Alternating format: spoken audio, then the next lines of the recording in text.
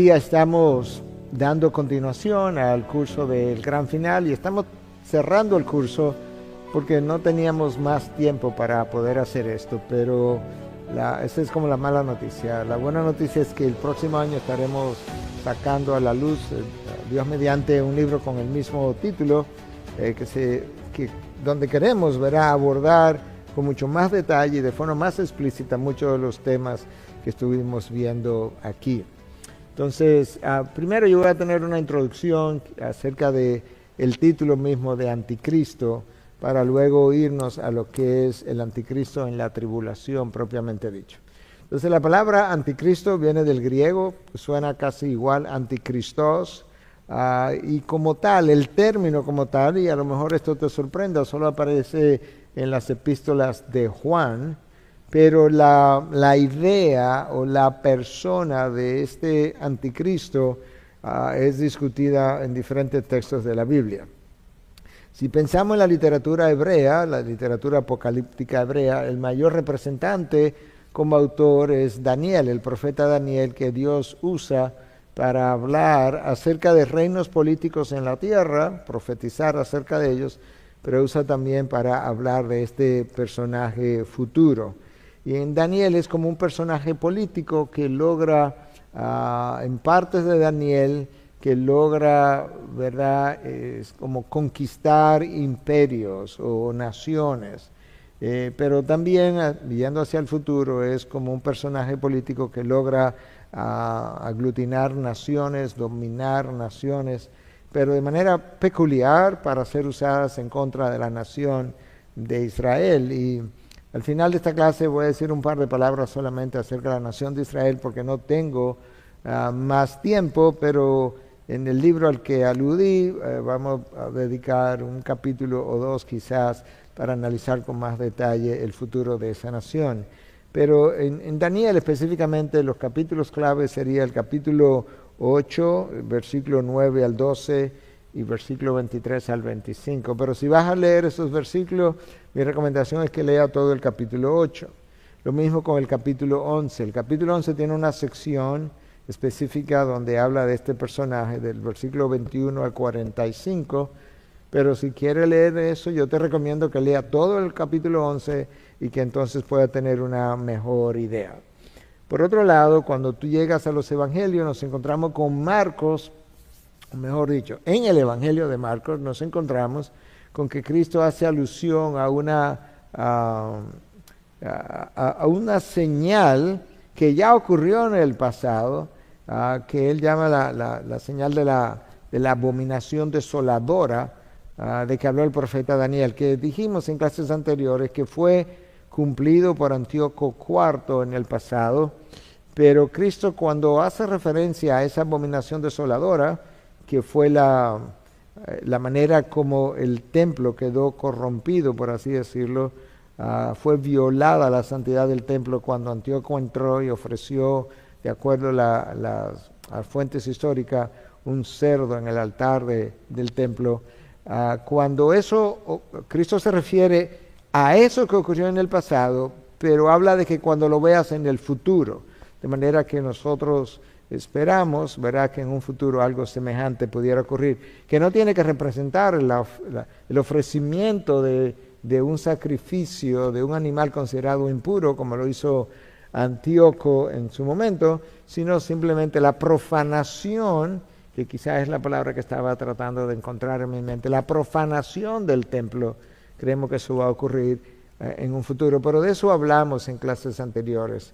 Y ahora lo que simplemente era como citarlo de manera de recordatorio. Pero seguimos con el término anticristo. Bueno, el término como tal es aplicado a alguien que es como un rival de Dios. Vemos eso en el Antiguo Testamento y aún en el periodo intertestamentario entre el Antiguo y el Nuevo Testamento hubo literatura que se produjo.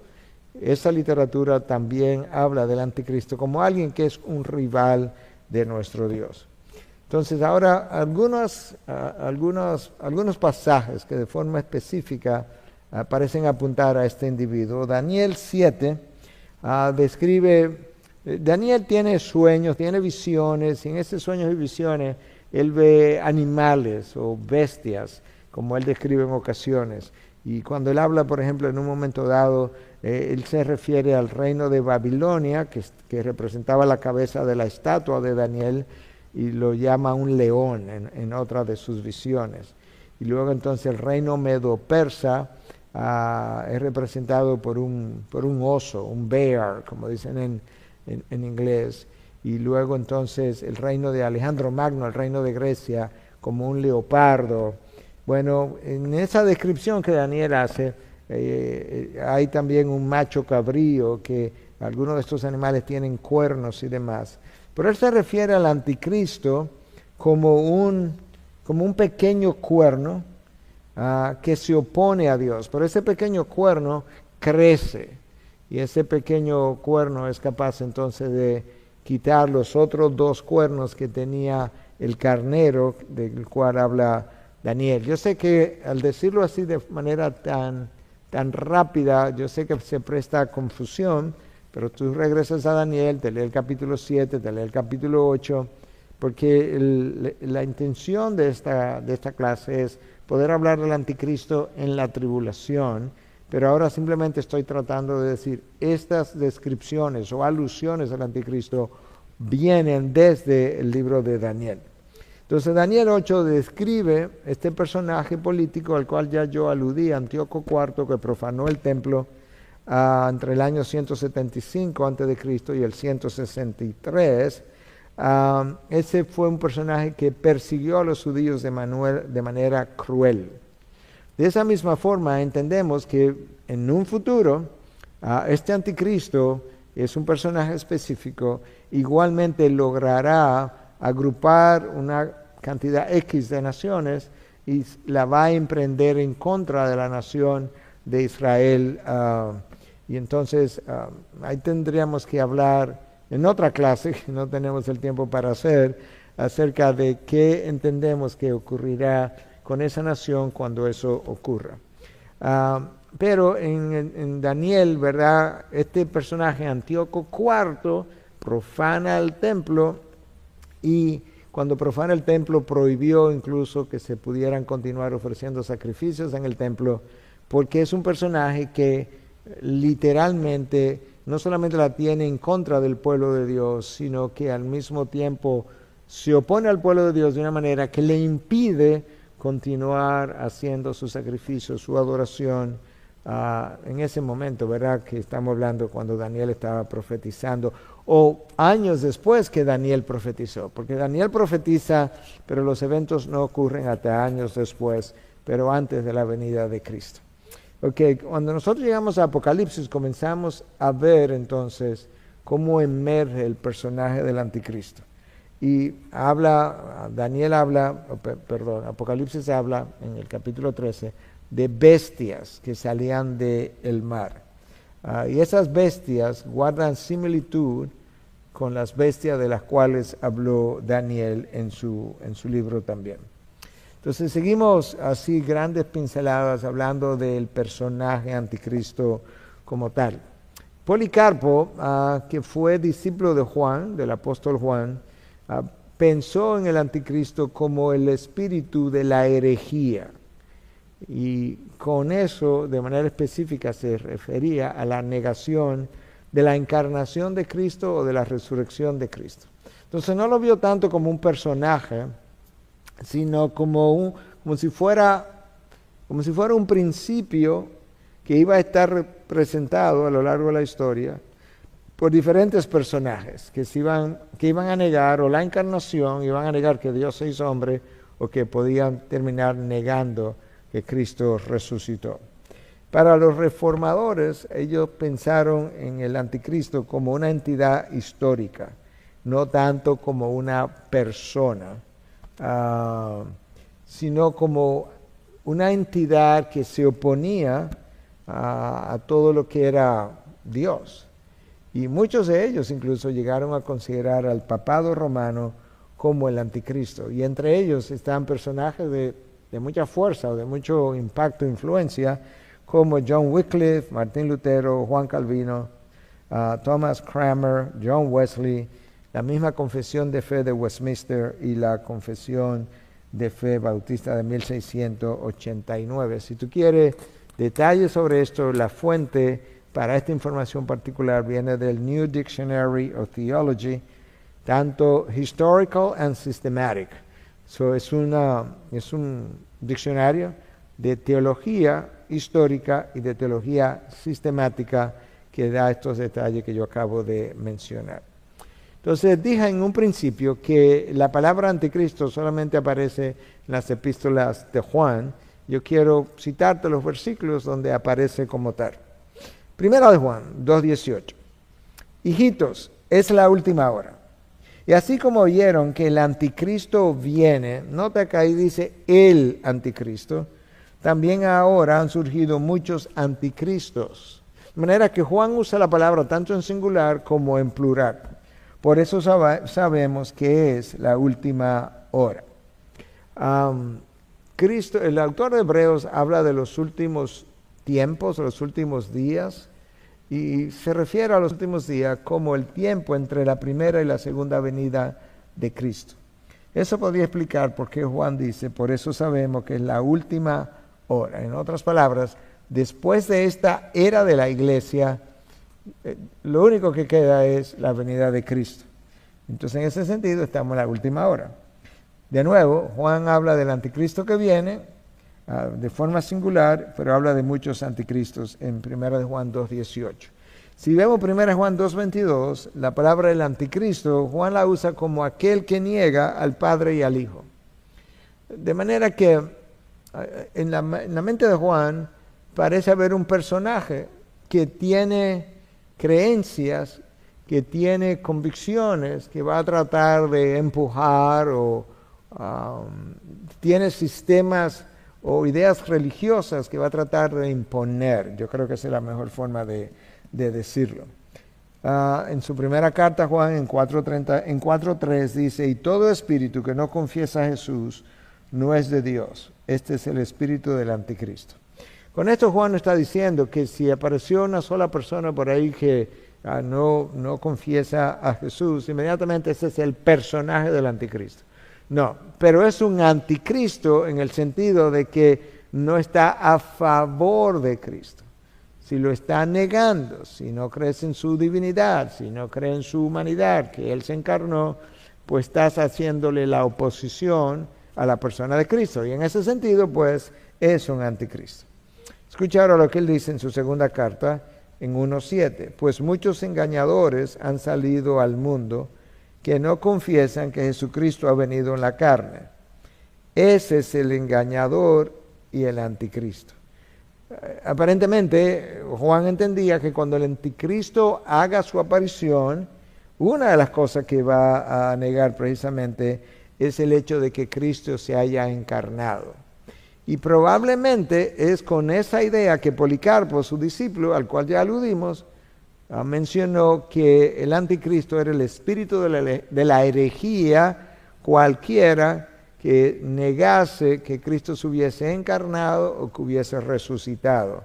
Creo que probablemente ese versículo le dio a Policarpo esa idea que yo acabo de mencionar. Ok, entonces ahora cuando el apóstol Pablo se propuso escribir a la iglesia de Tesalónica, y de esto sí hablamos ya, pero enfatizamos ahora, cuando se propuso escribir a la iglesia de Tesalónica, en su segunda carta se propuso hablar de ese tiempo final, porque algunos que se habían infiltrado entre ellos y habían llegado a decir que el día del Señor ya había llegado, y él quería contradecir eso. Entonces, en el capítulo 2, versículo 1 y 2, esto es lo que Pablo dice. Con respecto a la venida de nuestro Señor Jesucristo, obviamente está hablando de la segunda venida, y a nuestra reunión con Él, les rogamos, hermanos, que no sean sacudidos fácilmente en su modo de pensar, ni se alarmen, ni por espíritu, ni por palabra, ni por carta, como si fuera de nosotros, en el sentido de que el día del Señor ha llegado. Que lo primero que Pablo quiere hacer es calmar a esta gente. El día del Señor no ha llegado. No piensen que llegó y ustedes ni se enteraron. Eso es lo que Pablo está diciendo a su audiencia. Entonces él va a continuar dando algunos detalles de qué se espera que ocurra antes de la venida de ese personaje, el anticristo. Segunda de Tesalónica 2, versículos 3 y 4. que nadie los engañe. Él no quiere que estén, ¿verdad?, engañados en ninguna manera, porque no vendrá sin que primero venga la apostasía y sea revelado el hombre de pecado, el hijo de perdición. Okay, él va a venir, pero antes de que él ocurra debe haber una apostasía. Nota como Pablo habla aquí de la apostasía. Apostasía ha habido siempre, pero se está refiriendo a una. Yo me imagino que es una grande, que probablemente de alguna forma abarca el movimiento cristiano, quizás a nivel mundial. Y entonces el hombre de pecado, antes de la venida de Cristo, debe ser revelado. O sea, debe estar en acción y gente debe haberlo reconocido, por lo menos los entendidos. El anticristo, se opone y se exalta sobre todo lo que se llama Dios. Esa es la característica, ya sea del personaje o del principio de que hablamos, del principio religioso del anticristo, que dijimos que para algunos es como un principio y para otros un personaje. Este es el principio. Se opone y se exalta sobre todo lo que se llama Dios o es objeto de culto. De manera que se sienta en el templo de Dios presentándose como si fuera Dios. Claro, tiene que negar al Dios verdadero para él presentarse como el Dios falso. Y eso es lo que muchos van a comprar. Seguimos todavía con Pablo en la misma carta, la segunda carta de Pablo a los tesalonicenses, y estamos leyendo corrido los versículos. Habíamos leído hasta el 4, ahora 5 al 8. ¿No se acuerdan de que cuando yo estaba todavía con ustedes les decía esto? Ustedes saben lo que lo detiene por ahora, para ser revelado a su debido tiempo. Hay algo que está reteniendo al anticristo que no permite que él sea manifestado y por tanto no permite que sea reconocido. Porque el misterio de la iniquidad ya está en acción. La manera como las fuerzas del mal y Satanás mismo están actuando, viene actuando del jardín del Edén, ya está en acción, solo que aquel, eso es como una persona, que por ahora lo detiene, lo hará hasta que él mismo sea quitado de en medio. Entonces, aquel, lo único que realmente uno puede pensar que retiene al anticristo es Dios mismo. Y lo que hemos pensado y hemos hablado anteriormente, que pudiera ser la persona del Espíritu Santo que mora en la iglesia de Dios, en medio de la iglesia de Dios, en el interior de los creyentes. Si hay un rapto ante la tribulación, como nosotros creemos, entonces quizás es en ese momento que Él es quitado del medio, cuando el anticristo pudiera tener libertad para expresarse. Entonces, cuando Él se ha quitado de en medio, versículo 8, entonces será revelado ese impío. Nota que Pablo está hablando de un personaje en particular, ese impío, a quien el Señor matará con el espíritu de su boca y destruirá con el resplandor de su venida. En este momento Pablo no está diciendo cuándo será muerto, cómo será muerto. Lo que sí él explica es quién lo va a matar, y es el Señor mismo. Entonces ahora continuamos en el mismo texto, versículo 9 al 12. La venida del impío será conforme a la actividad de Satanás. Ok, ahora tienes. Este impío es un personaje humano, pero viene de alguna manera empoderado por este Satanás, probablemente poseído por él, como hizo con Judas, con todo poder y señales y prodigios mentirosos, y con todo engaño de iniquidad para los que se pierden, porque no recibieron el amor de la verdad para ser salvos. Por esto Dios les enviará un poder engañoso para que crean en la mentira, a fin de que sean juzgados todos los que no creyeron en la verdad, sino que se complacieron en la iniquidad. Entonces, ¿qué es lo que Pablo está diciendo? Una vez Él se ha revelado, entonces Dios va a permitir que este personaje hable cosas falsas, creíbles para aquello que Dios no ha elegido, que este personaje incluso pueda hacer demostraciones de poder engañosas, que gente va a creer que para hacer este tipo de cosas tú tienes que ser verdaderamente Dios, y Dios mismo le va a enviar un espíritu engañoso, un poder engañoso, como juicio, y le va a permitir que ellos crean esos engaños, que lo crean como parte del juicio, por una razón. Y es que Dios viene revelando su verdad desde el Antiguo Testamento, y la gente no ha creído la verdad, y como no amaron la verdad, Dios le dice, ok, si ustedes no amaron la verdad que los salva y los hace libres, pues aquí yo voy a permitir que este poder los engañe, y eso es ya parte de su juicio. Entonces aquí, como resumiendo todo lo que leímos en 2 Tesalonicenses, capítulo 2, del versículo 13 al 12, el anticristo es llamado, por un lado, el hombre de pecado o el hijo de perdición. Y eso está en el versículo 3. La persona del anticristo va a demandar adoración. ¿Cómo eso va a ocurrir? No sabemos. Pero es posible que el anticristo, ¿verdad?, esté aliado a un sistema religioso X. No sabemos cuál. Porque si estamos hablando de adoración, no creemos que se va a aparecer una persona única y de repente quiere que lo adoren sin estar respaldado por algún sistema religioso en la tierra, aun si es un sistema religioso nuevo o una combinación de llamadas denominaciones o grupos de personas que forman un nuevo sistema. Juan también le llama este o ese impío a este anticristo.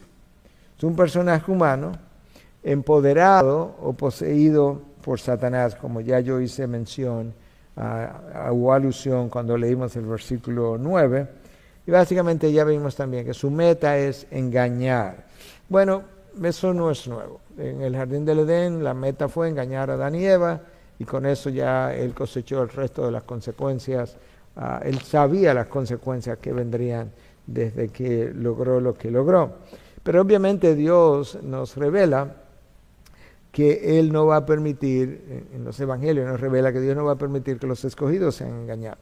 Él va a hacer señales y prodigios mentirosos, dice Jesús cuando pasó por la tierra, capaz de engañar aún a los elegidos o escogidos si fuera posible.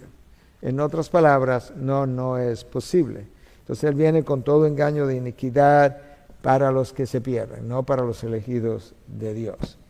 Entonces, esa es como la introducción general al anticristo y su actividad en el libro de Apocalipsis. Entonces vamos a ver cómo Juan otra vez, es interesante, ¿verdad?, que el término anticristo solamente aparece en las cartas de Juan, y la descripción de ese anticristo con más detalle también es Juan que lo hace, pero en el libro de Apocalipsis. Entonces en el capítulo 13, versículo 1 y 2, esto es lo que leemos.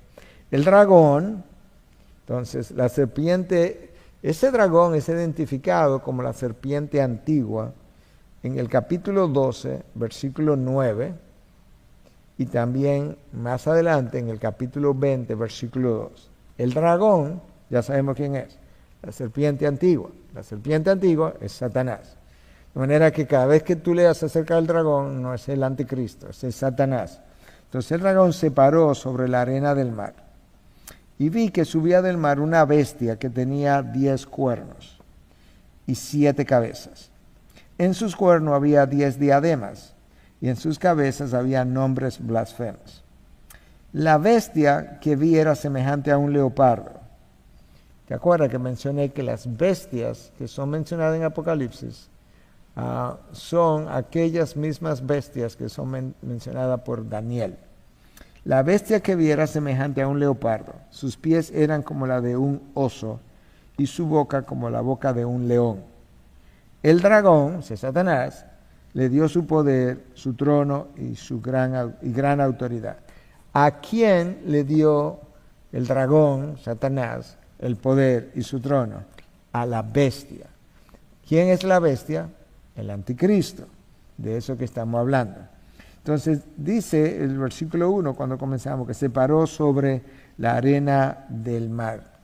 En la palabra de Dios, tanto en Daniel como en Apocalipsis, cuando habla de las arenas del mar o la arena del mar, frecuentemente hace alusión como a las naciones. Las naciones tienen playas, tienen arena, están en contacto con el mar. Entonces como que las arenas del mar es una representación como del mundo de las naciones. Entonces, él se para delante de las naciones y comienza a crear esta influencia, este movimiento y esta oposición. Entonces, en Apocalipsis 17 avanzamos momentáneamente y regresamos al 13.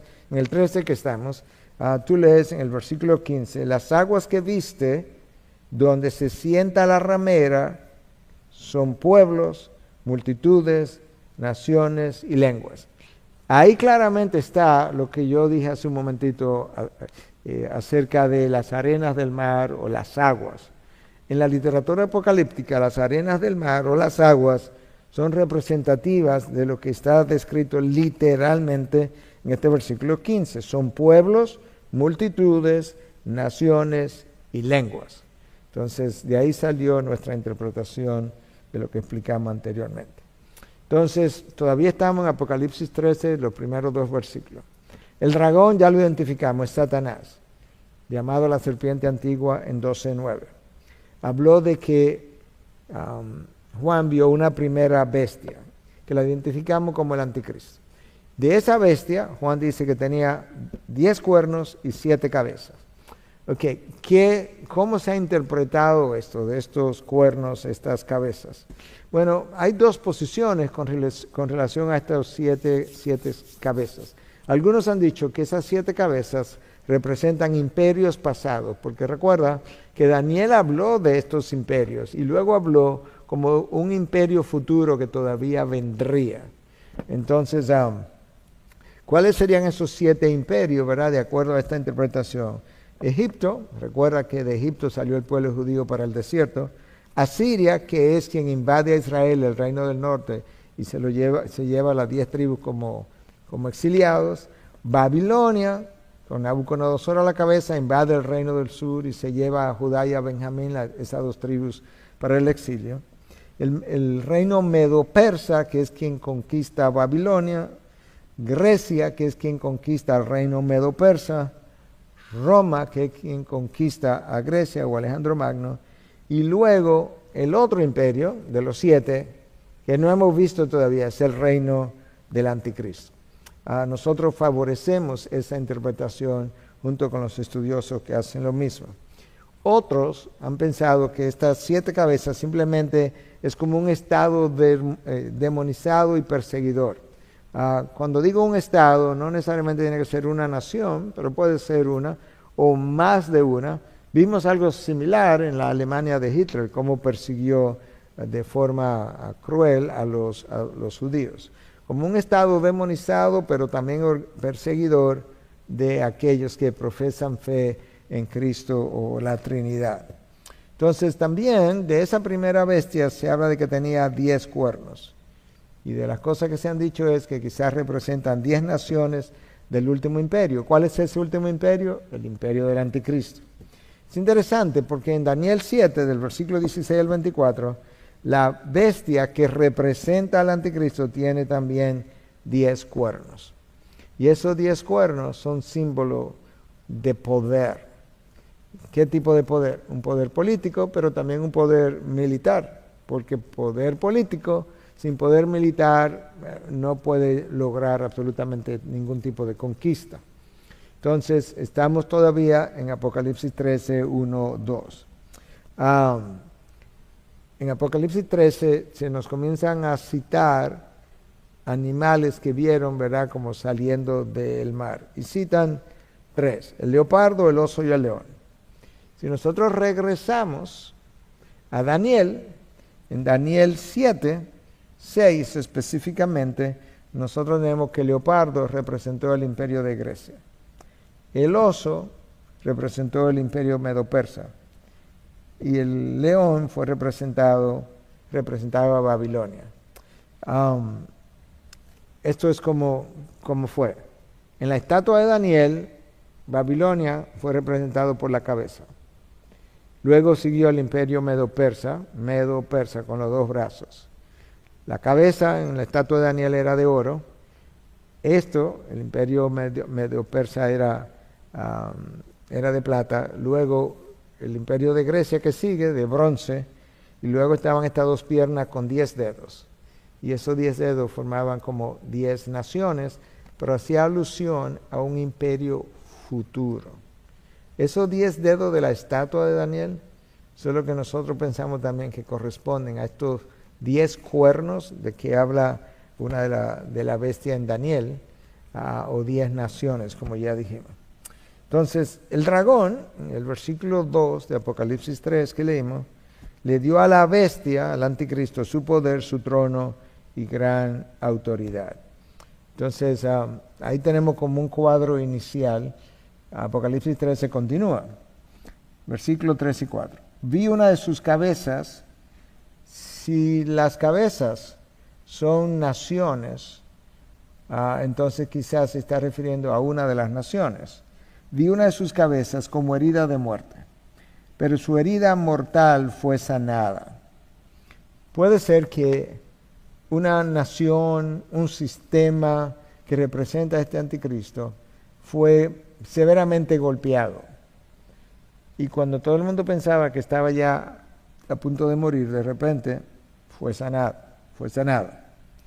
Y la tierra se maravilló y seguía tras la bestia. Recuerda que la bestia es el anticristo. Adoraron al dragón, ese es Satanás, porque había dado autoridad a la bestia, el anticristo. Adoraron a la bestia diciendo, ¿quién es semejante a la bestia y quién puede luchar contra ella?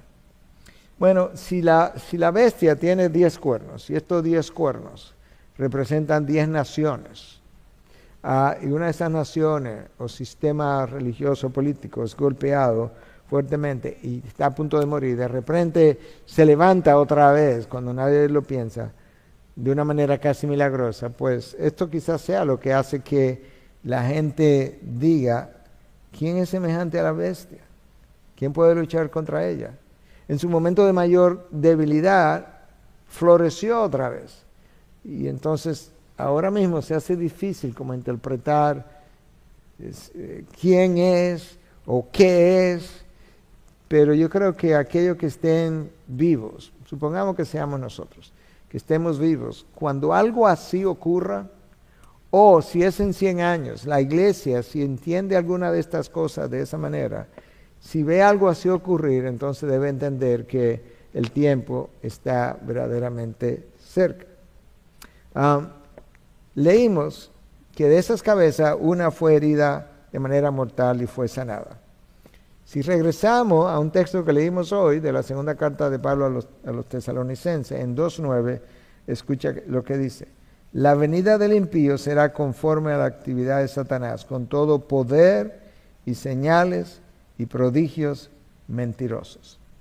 Quizás es ese tipo de cosas, o sea, ese tipo de milagros que él es capaz de realizar, a lo que Pablo estaba aludiendo cuando decía, no, él viene con mucho poder, él va a hacer prodigios, él va a hacer señales que van a engañar a muchos. Bueno, imagínate si esta cabeza, independientemente de si es una nación o algo similar, que de las 7 que mencionamos, es herida de manera mortal y es sanada de forma de la noche a la mañana, yo creo que eso puede llamar la atención de mucha gente que no tendrá entendimiento en ese momento. Y el texto dice que adoraron al dragón y adoraron a la bestia, es el versículo 4. Entonces la adoración de Dios, del Dios verdadero, es cambiada en esta ocasión por la adoración de Satanás. Y ahí está entonces es como algunos le han llamado esto la tríada satánica.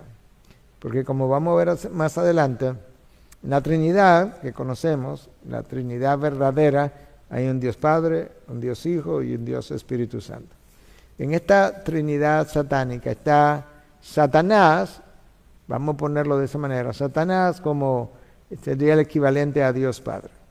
El anticristo como el equivalente al Cristo en el sistema satánico. Y luego el profeta, del cual vamos a hablar en un momento, que hace prodigios, quizás es como el equivalente al Espíritu Santo, que es quien da los dones del Espíritu, de los cuales se habla en la palabra y que la iglesia de Corinto llegó a practicar. Entonces, pero sigamos descubriendo alguna de estas cosas. Escucha ahora lo que dice Apocalipsis 13, versículos 5 al 8. A la bestia se le dio una boca que hablaba palabras arrogantes y blasfemias, y se le dio autoridad para actuar durante 42 meses. Y abrió su boca con blasfemias contra Dios, porque este es el anticristo, habló contra Dios para blasfemar su nombre y su tabernáculo, es decir, contra los que moran en el cielo. Se le concedió hacer guerra contra los santos y vencerlos. Hay una persecución de los santos durante su actividad y los vence momentáneamente. y se le dio autoridad sobre toda tribu, pueblo, lengua y nación. ¿Te das cuenta? El anticristo tiene un sistema político de naciones que él dirige, es como un dominio mundial. A él se le dio autoridad sobre qué cosa, sobre toda tribu, pueblo, lengua y nación. Adorarán a la bestia, el anticristo, todos los que moran en la tierra. El anticristo reemplaza a Dios, cuyos nombres no han sido escritos desde la fundación del mundo en el libro de la vida del Cordero que fue inmolado. Antes de la fundación del mundo, Dios hizo una elección de personas, lo hemos hablado múltiples veces. Cuando el anticristo venga, va a haber una gran cantidad de gente que lo va a adorar, le va a seguir, pero no aquellos que desde antes de la fundación del mundo ya habían sido inscritos en el libro de la vida, en el libro del Cordero que fue inmolado, escogidos por Dios. Entonces, todavía en los mismos versículos del 5 al 8. Simplemente para ir puntualizando algunas cosas. En su soberanía, Dios le entrega el mundo a Satanás.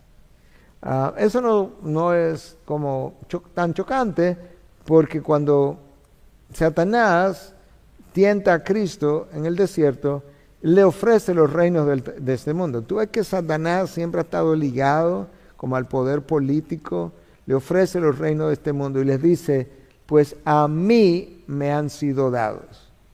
Y ahora en Apocalipsis leemos que el anticristo va a ejercer poder porque a él le han sido dadas todas las tribus, las naciones y todas las lenguas de la tierra.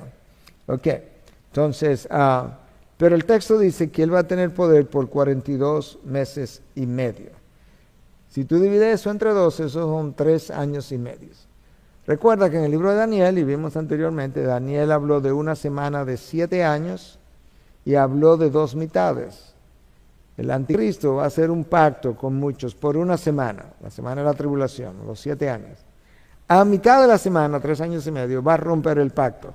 Bueno, aquí está, dicho de una manera similar. Él va a ejercer ese poder por 42 meses, 3 años y medio. Porque a los 3 años y medio algo va a pasar. Entonces, se le permitió perseguir y martirizar a los santos, versículo 7 de Apocalipsis 13. El anticristo parece ser el nuevo Dios de la tierra, porque todo el mundo adora a la bestia. Déjame decir algo para aclarar algo o quizá autocorregirme.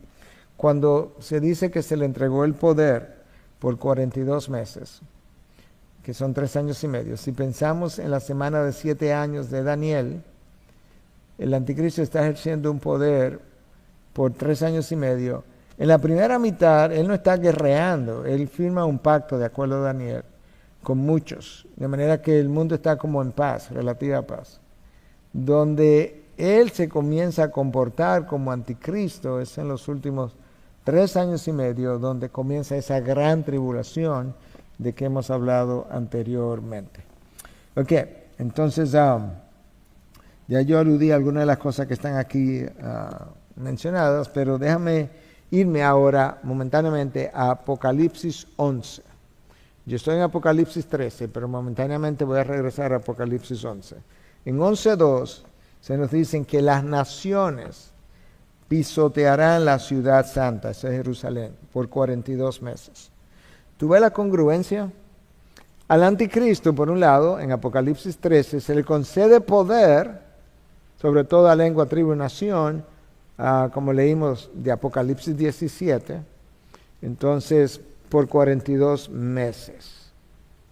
Ahora se me dice, con relación a Jerusalén específicamente, en Apocalipsis 11:2, que él, las naciones que lidera, pisotearán a la ciudad santa, que no es otra que Jerusalén.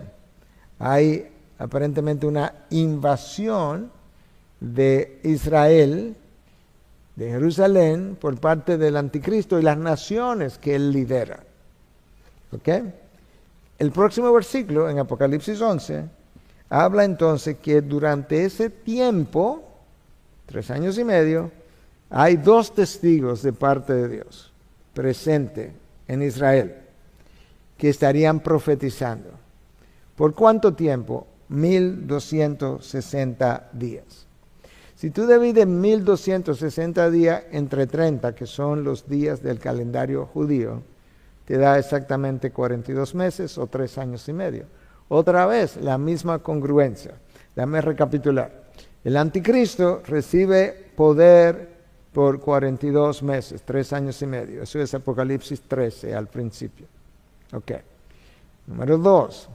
Apocalipsis 11 habla de que él va a liderar unas naciones y esas naciones van a pisotear a Jerusalén, la ciudad santa. ¿Por cuánto tiempo? 42 meses. Apocalipsis 11:3, el próximo versículo, nos habla de que durante ese tiempo que las naciones lideradas por el anticristo están pisoteando la ciudad santa, Jerusalén, Dios concede poder a 2 personajes específicos llamados o identificados como los 2 testigos.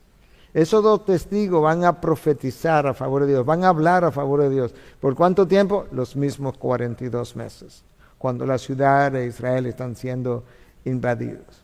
De esos 2 testigos que ya vimos en una clase anterior, se dice que ellos tendrían poder para que aquellos que se opongan a él pudiera salir fuego de su boca, cualquiera que sea el simbolismo de eso o la forma real como eso va a ocurrir, y ellos eliminarían a cualquier opositor. ¿Okay?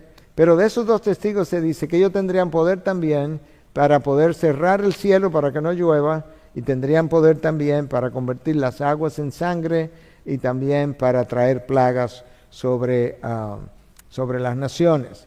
Eso ha hecho que algunos piensen que uno de esos 2 testigos quizás sea Elías, porque Elías oró a Dios y no llovió por un largo tiempo.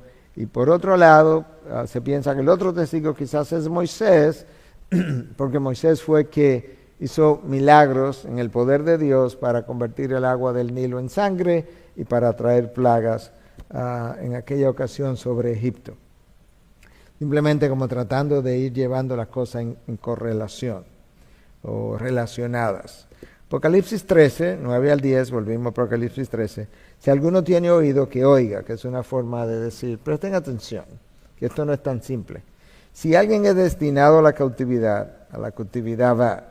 Si alguien ha de morir a espada ha de morir. Aquí está la perseverancia y la fe de los santos. En otras palabras, en el versículo 9 hay un llamado al discernimiento. Si alguno tiene oído, que oiga. Pero luego se nos dice, va a haber persecución. Si alguien ha de morir a espada, va a morir a espada. Va a haber martirio. Ese es un llamado a la perseverancia. Y lo dice literalmente, aquí está la perseverancia y la fe de los santos. Eso es algo que ocurrió en el pasado, de hecho sigue ocurriendo hoy, que es la persecución de los hijos de Dios. Seguimos en Apocalipsis capítulo 13. Vi otra bestia que subía de la tierra.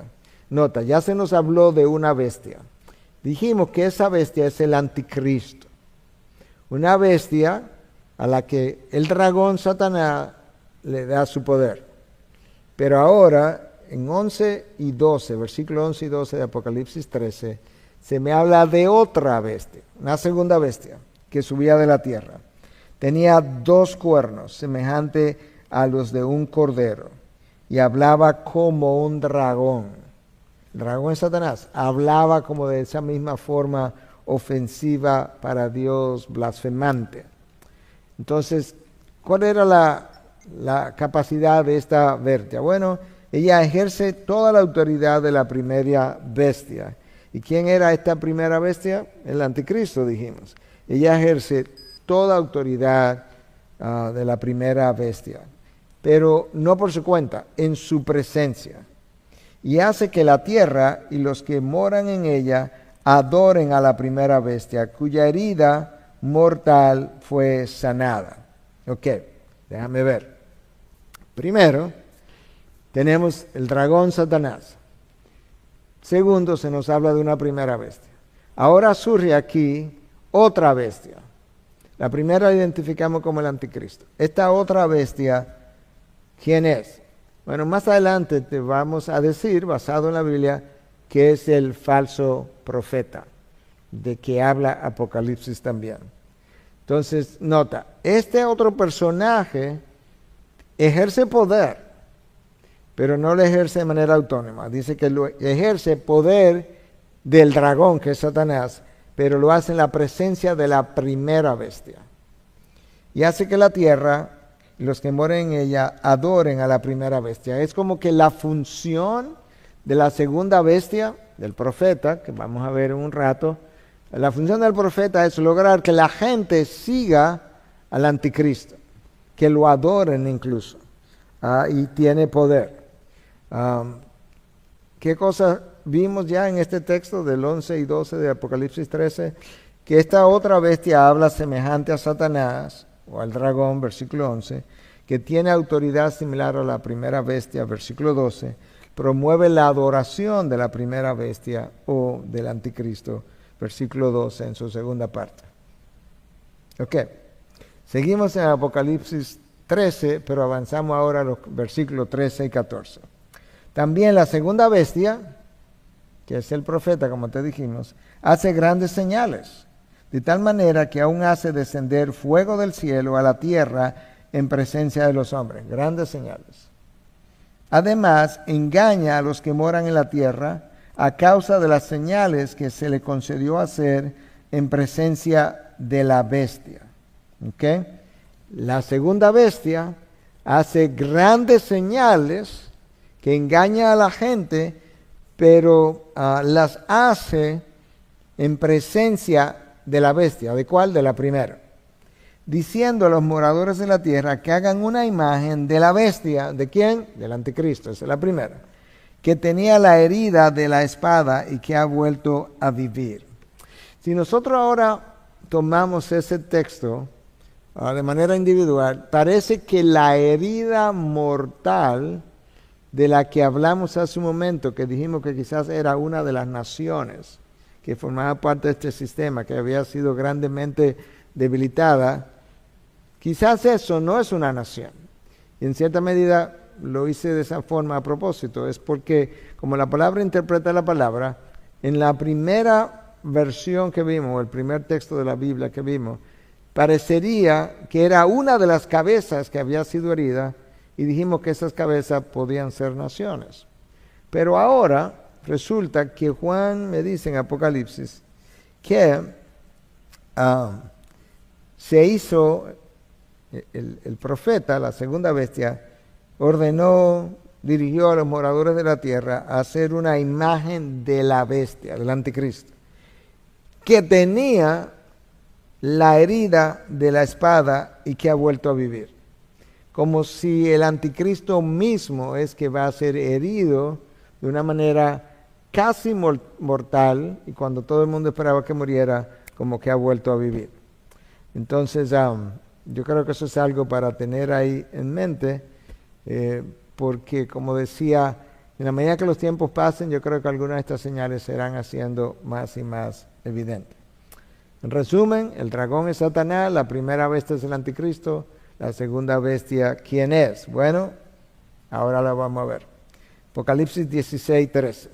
Y vi salir de la boca del dragón, de la boca de la bestia y de la boca del falso profeta a 3 espíritus inmundos semejantes a ranas. Que ahora tenemos la tríada satánica de que hablamos.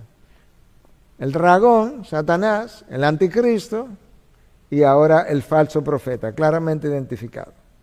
Entonces, de ellos 3 salen ranas, que quizás no sean ranas literales, pero simbólicas, ¿verdad?, de alguna maldad, algún poder de maldad sobre las naciones. Apocalipsis 19, 20, y la bestia fue apresada, del anticristo, junto con el falso profeta, que hacía señales en su presencia. ¿Ok? Entonces aquí está. Ahora hay un apresamiento de la primera bestia y la segunda bestia. Pero la segunda bestia llamado el falso profeta, que hacía señales en la presencia del anticristo, con las cuales engañaba a los que habían recibido la marca de la bestia y los que adoraron su imagen. Yo no tengo todo el tiempo porque no estamos haciendo un estudio de todo el libro de Apocalipsis para hablar de la marca de la bestia, pero Juan nos habla en Apocalipsis que llegaría un tiempo donde se formaría un sistema económico, social, en el cual tú no podrías ni comprar ni vender, a menos que no tuviera la marca del anticristo o de la bestia en tu mano o en tu frente. Nosotros creemos que habrá una marca. Lo que no creemos, como esto es un lenguaje simbólico, que necesariamente tiene que ser marcado en tu mano o en tu frente, pero algo sin lo cual tú no podrías comprar o vender. Y hay múltiples formas para imaginarse cuál pudiera ser ese algo. Hoy en día hay lugares donde si tú no tienes, por ejemplo, una tarjeta de crédito, no puedes registrarte en un hotel. Yo no estoy diciendo que la tarjeta de crédito es la marca de la bestia, no. Lo que te estoy diciendo es que nosotros tenemos ya en nosotros cosas que tú dices, bueno, verdaderamente pudiera haber otra señal y lo puedo entender, porque sin eso tú no puedes viajar. O mejor dicho, no puedes hospedarte en un hotel. Yo puedo tener $1 millón en efectivo y no puedo ir a un hotel y decirle, mira, me voy a quedar 5 días aquí, ¿cuántos son? Y pagarlo en efectivo, porque el hotel, la recepción no está preparada para recibir efectivo, sino una tarjeta. Porque con la tarjeta no solamente pago, pero dejo una cierta identidad de quién yo soy, dónde vivo, etcétera, etcétera, etcétera. Ok, entonces, Apocalipsis 19 y 20, te lo leí. Y la bestia fue apresada junto con el falso profeta que hacía señal en su presencia, con las cuales engañaba a los que habían recibido la marca de la bestia y a los que adoraban su imagen. Es el falso profeta que mueve a los moradores de la tierra a crear una imagen de él. Los dos fueron arrojados vivos al lago de fuego que arde con azufre. Y en Apocalipsis 20:10 se me dice que el dragón, Satanás, el anticristo, que es la primera bestia, y el falso profeta, que es la segunda bestia, los tres fueron arrojados al lago de fuego. Entonces, de acuerdo a todo lo que hemos visto, el anticristo parece ser un personaje político-militar, capaz de reunir naciones, presidente de alguna nación, presidente de alguna entidad de unión de naciones, capaz de someter a naciones. Quizás algunas lo siguen espontáneamente y otras son sometidas. Y el falso profeta parece ser que es un líder religioso, porque él promueve la adoración del anticristo. Él promueve el que se haga una estatua del anticristo, para que luego se pueda adorar dicha estatua. Si nosotros vamos a Apocalipsis 13, versículo 15, entonces esto es lo que leemos. Se le concedió dar aliento a la imagen de la bestia. La segunda bestia, el falso profeta, es capaz de dar aliento a la imagen que se ha hecho del anticristo. ¿Para qué? Para que la imagen de la bestia también hablara y diera muerte a todos los que no adoran a la imagen de la bestia. Oh, wow. Esto trae a la memoria la estatua que se hizo en tiempo de Daniel, y que el rey había ordenado que todo el que no se postrara delante de la estatua debía morir. Oye lo que dice, que esta estatua va a tener la capacidad de hablar. Y se le concedió a la segunda bestia, al falso profeta, dar muerte a todos los que no adoran la imagen de la bestia. Similar a los tiempos de Daniel. Daniel es quien habla del anticristo. Daniel es quien habla de las naciones. Daniel es quien habla de un Antíoco IV que hizo cosas abominables en el templo de Israel, y es con esa abominación desoladora que Cristo relaciona la venida del anticristo en un futuro. ¿Puedes ver como la correlación entre una cosa y otra? Entonces seguimos ahora en Apocalipsis 13, versículo 16 al 18. Y hace que todos, pequeños y grandes, ricos y pobres, libres y esclavos, se les dé una marca en la mano derecha o en la frente, a lo cual ya yo había aludido, para que nadie pueda comprar ni vender sino el que tenga la marca, la cual es el nombre de la bestia o el número de su nombre. Aquí hay sabiduría. El que tiene entendimiento que calcule el número de la bestia, porque el número es de un hombre y su número es 666. Yo no voy a especular, porque muchas especulaciones han habido a lo largo de la historia, de qué es este número, o de quién, o qué es lo que, a qué es que apunta este número. Una de las interpretaciones, y tengo que dejarlo así sin ser dogmático, algunos han dicho, bueno, es que hay como una tríada satánica, como ya mencioné, el dragón, Satanás, el anticristo, el falso profeta. El número 7 en la profecía bíblica es un número de perfección. Entonces, como que el 6 es representativo de algo que se comporta como semejante a Dios. Recuerda que aquí habrá señales y prodigios mentirosos, pero que no llega obviamente a la perfección de Dios. Y que este 666 es como una tríada que representa al dragón, el anticristo y el falso profeta. Yo no estoy diciendo que eso es, porque no lo sé, y no creo que hay nadie que lo pueda saber. Simplemente para, si leen algo así, como que entiendan que esto ha sido ya mencionado y enseñado por algunos. Entonces, de la segunda bestia, que es el falso profeta, ¿qué es lo que hemos leído de Apocalipsis 13 hasta ahora? Número 1, se le va a conceder poder para hablar de una manera similar al dragón, que es Satanás, es el versículo 11 de Apocalipsis 13. Se le concede autoridad similar a la primera bestia, que es el anticristo, es el versículo 12. Promueve adoración del anticristo, el mismo versículo 12. Hace grandes señales, la segunda bestia, en presencia de la primera bestia, que es el anticristo, versículo 13. Engaña y promueve a hacer una imagen de la bestia, versículo 14. Da aliento a la bestia, a la imagen de la bestia, e incluso se le permite dar muerte a todo aquel que no adore a la imagen de la bestia. Y crea una marca que se supone va en la frente o en la mano, que ya dijimos que no tiene, entendemos nosotros, que no tiene que ser así, sino algún tipo de instrumento con el cual tú vas a tener que usar si quieres vender o comprar.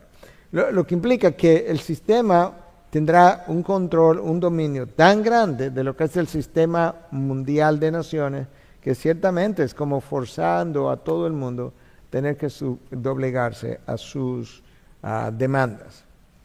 Si nos vamos ahora a Apocalipsis 16, versículo 13, dice, y vi salir de la boca del dragón, de la boca de la bestia y de la boca del falso profeta a 3 espíritus inmundos semejantes a ranas que ya leímos.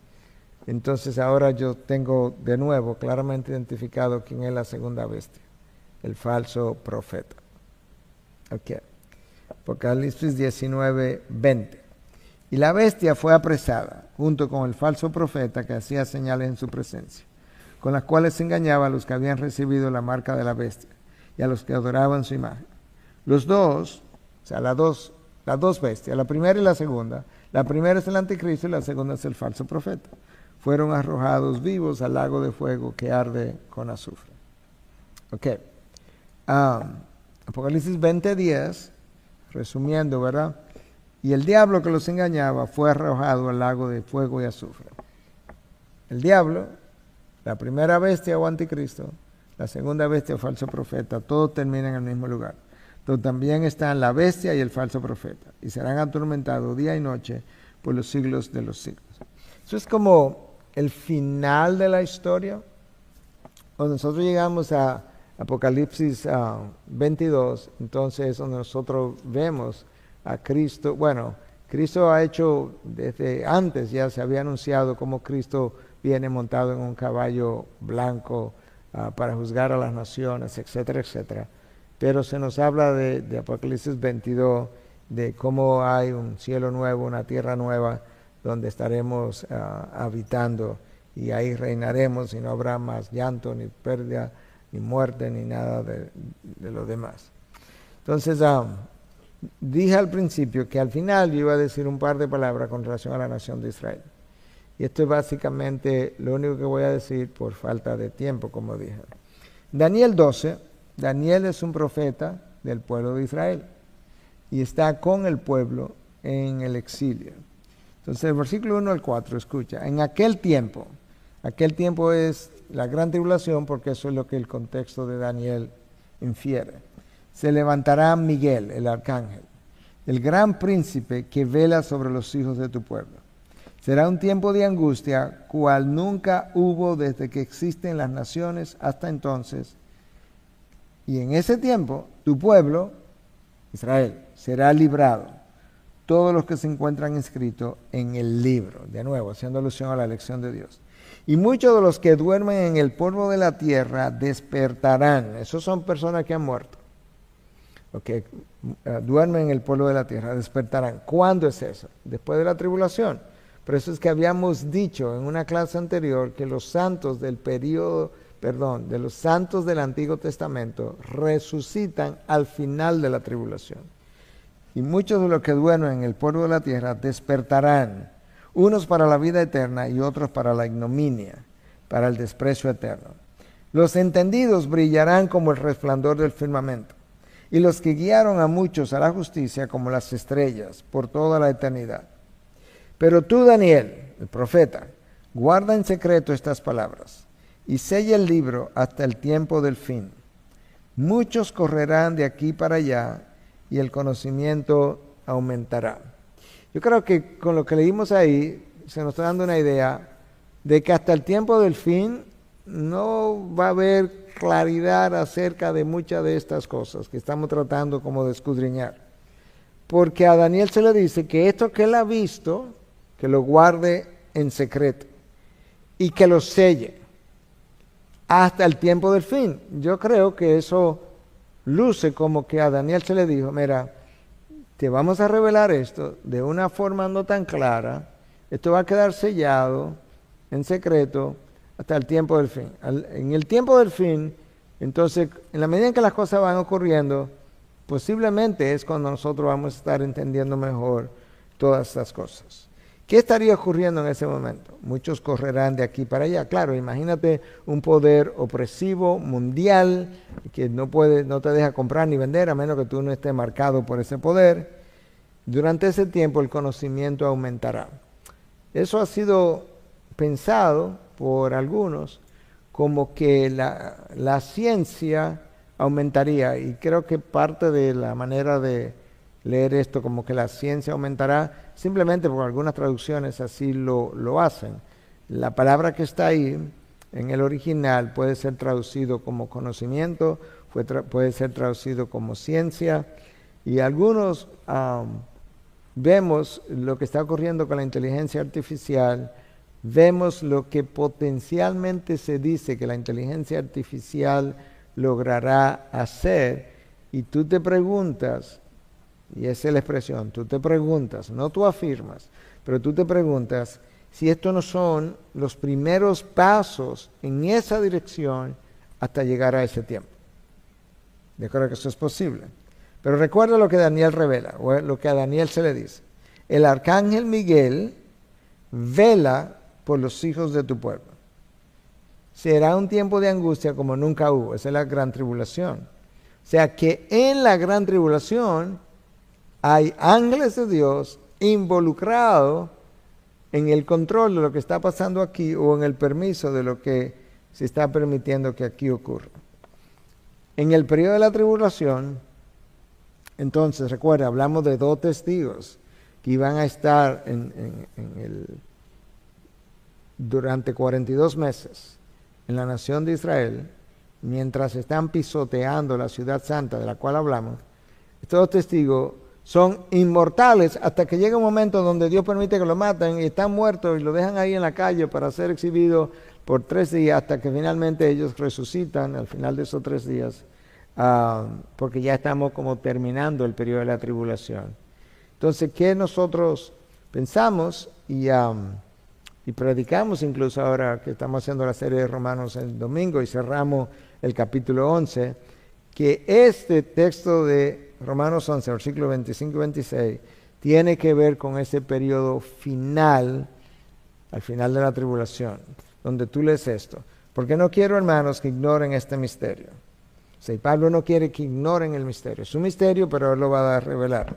El sermón del domingo anterior esta grabación, nosotros, no este domingo anterior, pero el domingo antepasado, porque el anterior teníamos un predicador invitado. Pablo dice, no quiero que ignoren este misterio para que no sean sabios en su propia opinión, que a Israel le ha acontecido un endurecimiento parcial hasta que haya entrado la plenitud de los gentiles. Cuando la plenitud de los gentiles haya entrado, así todo Israel será salvo. Tal como está escrito, el libertador vendrá de Sión, apartará la impiedad de Jacob. Nosotros entendemos que hacia el final del periodo de la tribulación durante la tribulación primero, como están estos dos testigos, y también hay 144,000 testigos, 12,000 de cada tribu, que están en la nación, hablando a favor de Dios, predicando, porque son testigos de Dios. Entonces, al final de eso, Israel, una gran parte de la nación de Israel, termina creyendo en el Mesías, abraza finalmente el Mesías que ya le había sido dado por primera vez, sale de su endurecimiento, y entonces el libertador, que no es otro que Cristo Jesús, vendrá de Sión. Bueno, Sión es un sinónimo en ocasiones para la nación de Israel, en ocasiones para la ciudad de Jerusalén, en ocasiones para